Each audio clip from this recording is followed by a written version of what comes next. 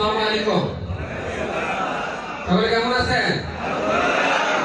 তো আমি আসলে এখন যে স্লাইড নিয়ে আলোচনা করব, এটা আসলে এখন যে জিনিসটা আসলে বেশি চলতেছে সেটা কি ইনভার্টার, তাই না? এটা হচ্ছে আমাদের বিদ্যুৎ সাশ্রয়ী, যার কারণে কি হচ্ছে এটা অনেক জনপ্রিয় একটা টেকনোলজি হয়ে গেছে। তো প্রথমেই আসলে ইনভার্টার সম্পর্কে যদি জানতে চাই তাহলে আমাদেরকে তিনটা বিষয় আগে জানতে হবে। প্রথমে এটা হচ্ছে আমাদের ডিসি ইনভার্টার টেকনোলজি। সেকেন্ড এটা হচ্ছে তাপমাত্রা নিয়ন্ত্রণ, এবং তৃতীয় কম্প্রেসরের গতি নিয়ন্ত্রণ। তো প্রথমেই আমাদের ছিল কি ডিসি টেকনোলজি। আমাদের কারেন্ট কিন্তু মূলত হচ্ছে দুই প্রকারের হয়ে থাকে, একটা হচ্ছে এসি কারেন্ট আর একটা হচ্ছে ডিসি কারেন্ট। এসি কারেন্ট আমাদের বাসা বাড়িতে যেটা পায়, আর ডিসি কারেন্ট এটা হচ্ছে আমাদের ব্যাটারির যে কারেন্টটা, সেটা হচ্ছে ডাইরেক্ট কারেন্ট। তো ইনভার্টারে কি হচ্ছে আমাদের এই সোর্স হিসেবে কিন্তু এই ডিসি কারেন্টটাই দিচ্ছি। ডিসি কারেন্টটা দেওয়ার পরে এটা কনভার্ট করে এসি কারেন্টে রূপান্তর করে দিচ্ছে। কিন্তু আমাদের কিছু সীমাবদ্ধতা আছে। আমাদের বাসা বাড়িতে কি ডিসি লাইন আছে? নাই, এসি লাইন। তাহলে আমাদের কি করতে হয়, একটা কনভার্টার ইউজ করে এটাকে এসি থেকে ডিসি করে দিতে হচ্ছে। দেন আমরা এটা ইনভার্টারে সাপ্লাই দিচ্ছি। এরপরে তাপমাত্রা নিয়ন্ত্রণ। আমাদের নন ইনভার্টারে কি হচ্ছে, আমরা একটা সেটিং টেম্পারেচার করে দিচ্ছি, যখন এসিটা সেটিং টেম্পারেচারে এসে যাচ্ছে তখন কম্প্রেসরটা বন্ধ করে দিচ্ছে, তাই না? তারপর কি হচ্ছে, রুমের তাপমাত্রা পরিবর্তন হয়ে যাচ্ছে। তার মানে আমার কিন্তু তাপমাত্রা কিন্তু এখানে নিয়ন্ত্রণ হচ্ছে না অ্যাকুরেটলি, তাই না? কিন্তু ইনভার্টারে কি হচ্ছে, আমার যখন এসিটা চলতেছে এটা কিন্তু হচ্ছে সেটিং তাপমাত্রার আশেপাশেই কিন্তু হচ্ছে তাপমাত্রাটা বজায় রাখবে। তার মানে তাপমাত্রা কিন্তু নিয়ন্ত্রণ এখানে হচ্ছে, তাই না? এখানে কিন্তু হচ্ছে যে ঠান্ডাটা বা কুলিং এটা কিন্তু আমরা দ্রুত আসে। এরপরে কম্প্রেসরের গতি। নন ইনভার্টারে কি হচ্ছে, আমার কিন্তু হচ্ছে স্টার্টিং এর সময় ম্যাক্সিমাম একটা কারেন্ট দিয়ে চালু হয়, এরপর এটা চলতে থাকে, সেটিং টেম্পারেচার হয়ে গেলে বন্ধ করে দেয়, তাই না? তাহলে আমার কিন্তু কম্প্রেসরের গতিটা নিয়ন্ত্রণ হয় না। কিন্তু ইনভার্টারে কি হচ্ছে, আমার একটা নির্দিষ্ট লেভেল উনি ফিক্স করে দেয় যে কতটুকু স্পিডে চলতে হবে, ওই অনুযায়ী কিন্তু এটা চলতে থাকে। তার মানে এটা কিন্তু এই জায়গাটাও নিয়ন্ত্রণ করতেছে। তো এরপরে আমাদের হচ্ছে গতির বিষয়ে যেহেতু আসছে, আমাদের হচ্ছে গতিটা আসলে কিভাবে নিয়ন্ত্রণ করতেছে সেটা যদি জানতে চাই তাহলে আমাদের একটা সূত্র দিয়ে আসলে তাকাইতে হবে। দেখেন স্ক্রিনে একটা সূত্র দেওয়া আছে, মোটরের স্পিড। আমাদের কম্প্রেসরের ভিতরে কিন্তু বেসিক্যালি একটা মোটর থাকে, তাই না? তার মানে আমরা মোটরের ক্যালকুলেশন আসলে কিন্তু কম্প্রেসরের ক্যালকুলেশন হবে। তো আমাদের এইখানে সূত্রটা হচ্ছে মোটরের স্পিড হচ্ছে n, এইটা হচ্ছে 120 ইনটু মোটরের ফ্রিকোয়েন্সি ডিভাইডেড বাই p। pটা হচ্ছে আমাদের পোল সংখ্যা। তো আমাদের এইখানে 120 টা কিভাবে আসলো, আমাদের একটা সাইকেল যখন হয় তখন কি হচ্ছে উপরের অংশ এবং নিচের অংশ এই দুটো মিলে কিন্তু একটা সাইকেল হয়, তাই না? এই উপরের অংশ আর নিচের অংশ। আর আমাদের কিন্তু আসলে কাউন্ট করা হয় মিনিটে, তাই না? তো 1 মিনিটে কত সেকেন্ড? 60 সেকেন্ড না? তাহলে 60 ইনটু উপরে আর নিচে, দ্যাটস মিন 2। তাহলে 60 ইনটু 2 তার মানে হচ্ছে 120। আর মোটরের ফ্রিকোয়েন্সি এটা কিন্তু আমাদের ইনভার্টারে কম বেশি হয়, ভেরিয়েবল। এটা কিন্তু ফিক্স না।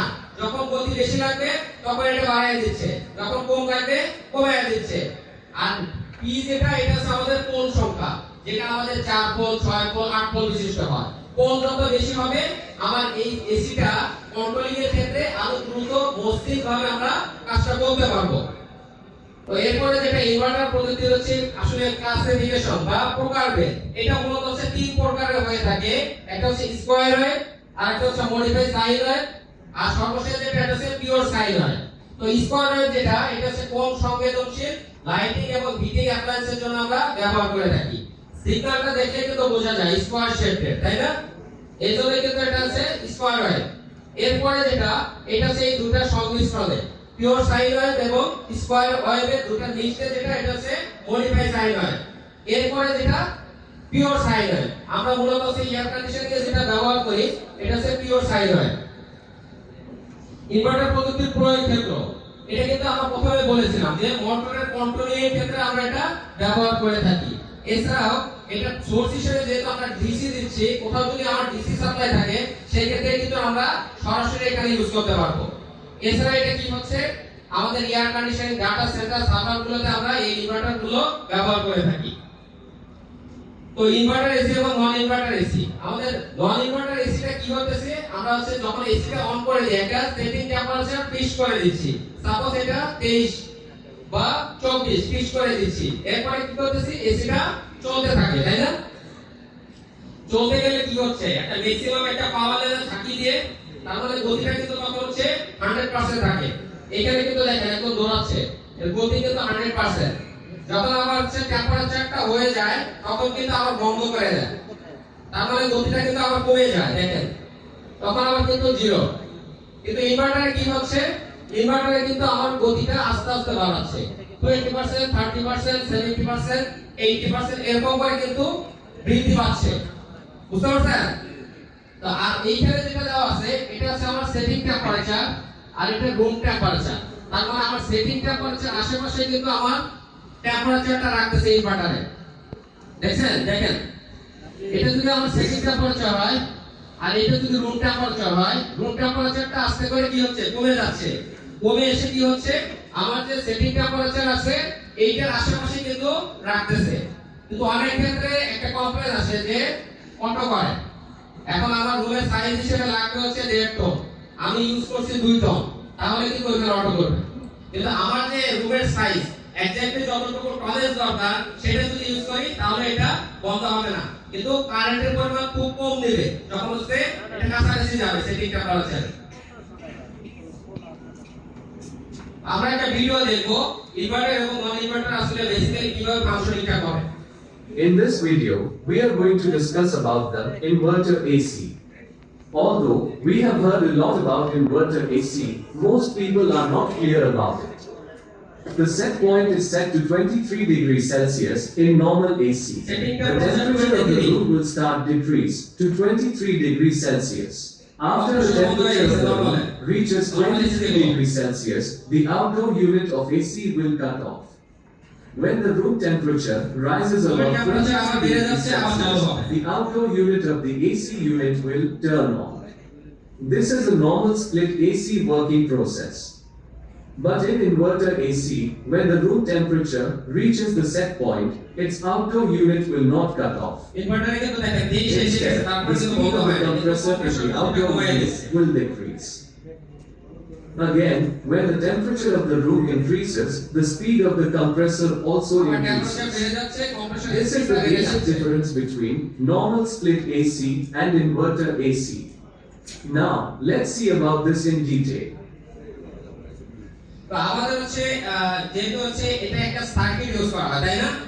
তো এই সার্কিটটার ভিতরে কিন্তু অনেকগুলো স্পেয়ার থাকে, ইলেকট্রনিক্স স্পেয়ার থাকে বা পার্টস থাকে।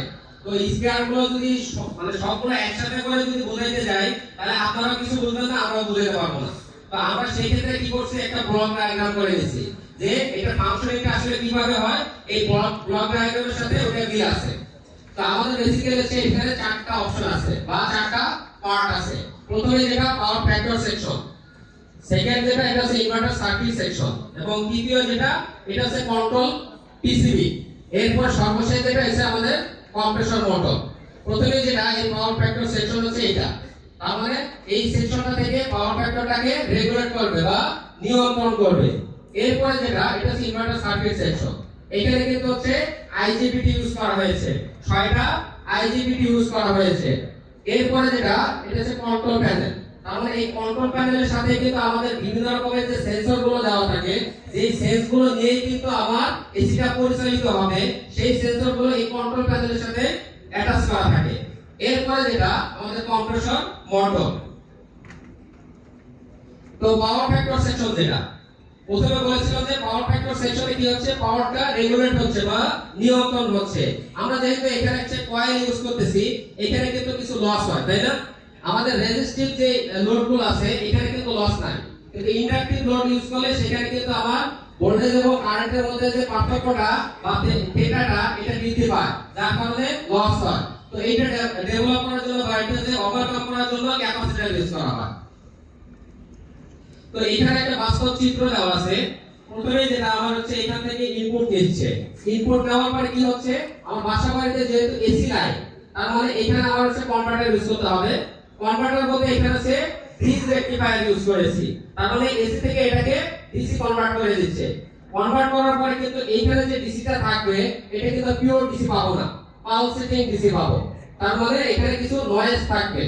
এই নয়েজটা ওভারকাম করার জন্য কি করেছি আমরা, রেকটিফায়ার বা রিঅ্যাক্টর যেটাকে বলি, সরি রিঅ্যাক্টর বা ইএমআই ফিল্টার যেটাকে বলি, সেটা আমরা এখানে ইউজ করছি। দেখেন এই যে কয়েলের মতো যেটা, এটা হচ্ছে রিঅ্যাক্টর বা ইএমআই ফিল্টার।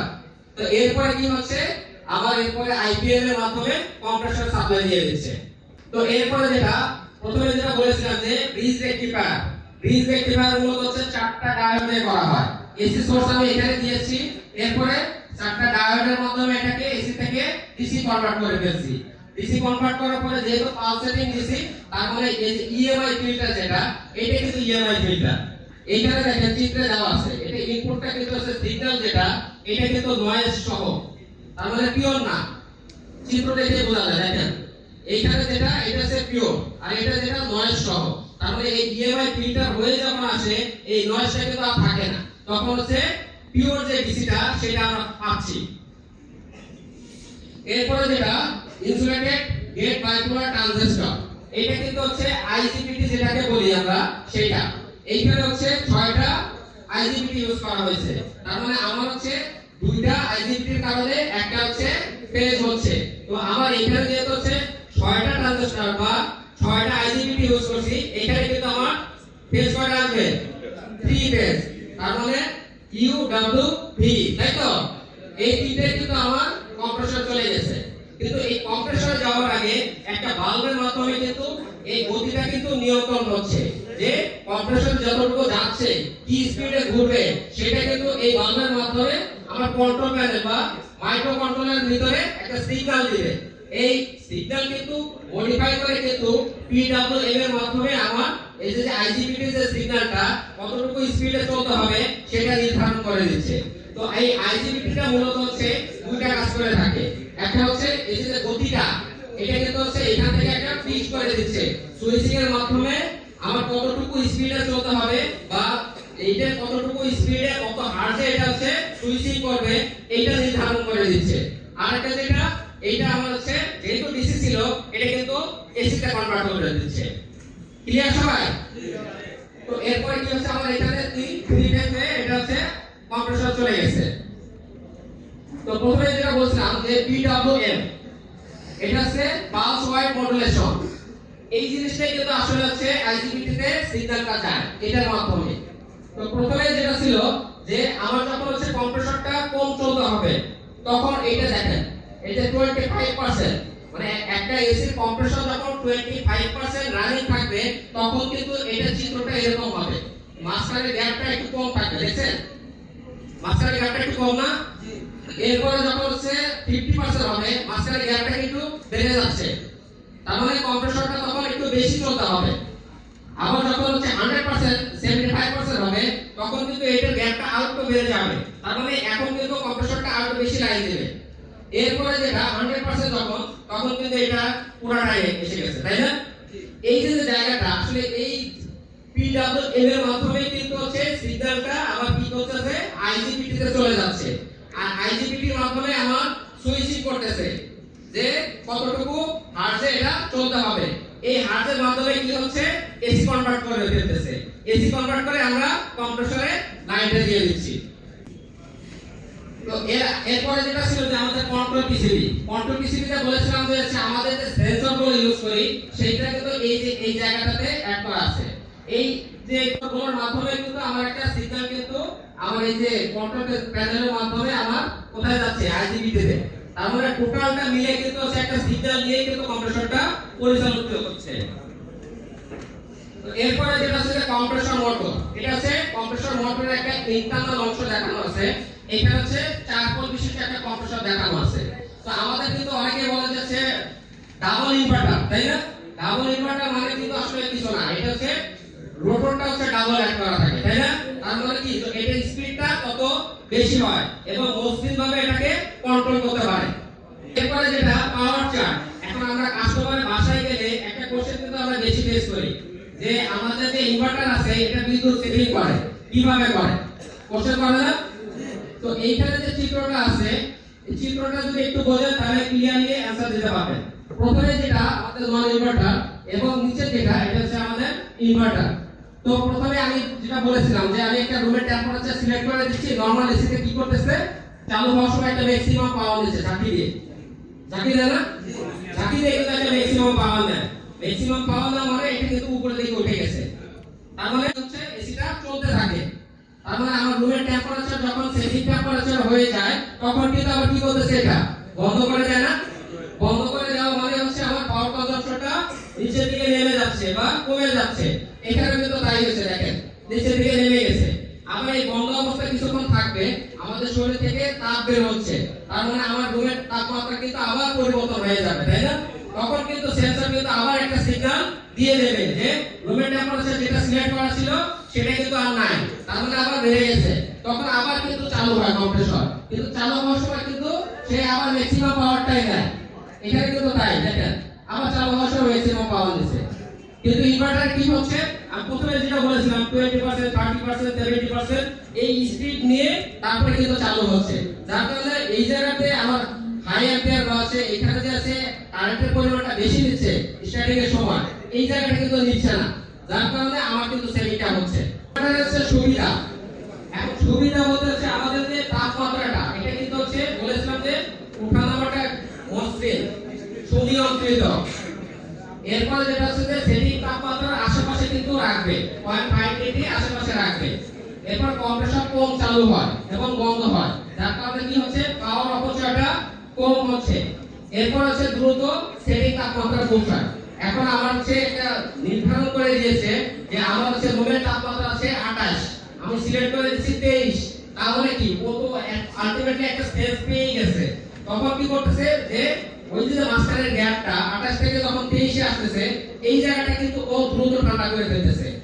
তার মানে যে ওইখানে কিন্তু হচ্ছে নরমাল এসি থেকে কিন্তু এই ইনভার্টার জায়গাটা কিন্তু দ্রুত ঠান্ডা করতেছে। যখন আমার হচ্ছে সেটিং টেম্পারেচার কাছাকাছি চলে আসতেছে তখন কিন্তু আবার গতি কমায় দিচ্ছে। এরপরে যেটা কম্প্রেসর আছে স্টার্টিং এর সময় হচ্ছে ইনভার্টারে কম কারেন্ট নেয়, যার কারণে কি হচ্ছে এর ভিতর যে মুভিং পার্টস গুলো থাকে এটা কিন্তু ক্ষতিগ্রস্ত হয় কম। এই কারণে কিন্তু আমাদের হচ্ছে ইনভার্টার 10 বছরের ওয়ারেন্টি দেয়, আর নন ইনভার্টার যেটা এটা আমরা 5 বছর দেই।